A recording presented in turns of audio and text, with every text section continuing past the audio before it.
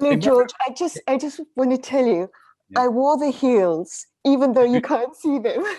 It's shameful. My wife does the same thing, and I end up looking like I look like one of the Munchkins. George, so wonderful to see you again. You- Um, I believe on the first day of shooting, both the actor, the lead actor, and the director were ill and recovering on a health issue. So, how do you manage when something like that happens?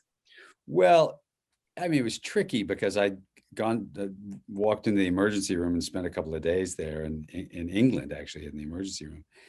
And I was pretty weak, which is actually kind of good for the part. So I felt like, I felt like I'd done the right, I felt like I was going to be okay for the part. It's hard directing because I was really only still eating, soup and things just to sort of calm my whole system down. But, you know, the funny thing is there was one advantage because it was, we're so high up and it's October. It gets light at 11:30 in the morning. It's dark by 3. So we had really short days. So I was able to get home and get back in bed for the first 2 weeks. And so I got a Yeah. bit of a break in a way that I didn't have to slog around too long. It really works for the character, and the movie holds together super well. There was a scene in the movie that I identified with as a child. It's the one with the peas. I Yeah. wanted to be able to throw my veggies across the table. Yeah. So I wondered, w- was there a vegetable you hated when you were young? And do your children, how do you get your children to eat veggies? Okay. So here's yes, I hated, like, my God, I hated spinach and Brussels sprouts. And my mom would cook them and I just would be like, but in those days it's you eat it. That's it. You just eat. Things are different now. But our kids are nuts, like I could take a piece of pizza and then, 3 big clumps of broccoli and put it in front of them, and they'll sit there and eat the broccoli. I don't understand it. There's something wrong with these kids. Good parenting. Well, I don't know. I think they're just nuts, but Um, so maybe they'll get better. the other thing that your character has to endure is being alone.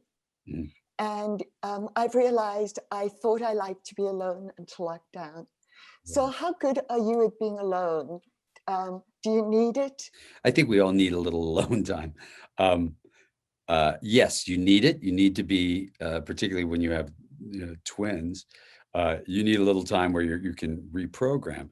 But I have to say, we all of us, and I was a single guy for a long time and really enjoyed being alone. But that was all by choice. We're not doing it by choice anymore, right? You're not home alone because you just want to spend all of your time alone. We're not allowed to see the people we love and the people we're close to in our family, and that wears on you certainly over a 9-10 month period of time, and it hurts your heart, and that was a big part of the film in a way, was starting to understand. And it was funny because we shot it all, we created these rooms where you could be with your family, and we shot it with this intention of how hard it is to be away from home and not to be close to the people you love. And then COVID hit while we were in post production, and it became more and more clear that being alone can really wear you down after a while. Yeah, it certainly can. Um, I don't think you're ever going to be alone though, because you've given your friends $1 million each. Yeah, they have So paid them. pay them to be your friends. I'm sure that's what They happened. weren't even my friends. I just gave them. um, I have a delicate question, other than, of course, wanting to be one of your top 14 friends. What do you say to your 15th friend Exactly. who doesn't get the millions? That's why I was 14, because I had to run down the list. I had to get the the closest ones out of the way. You will get. I did, now that it's out. I will get some calls from somebody going, "I thought we were friends."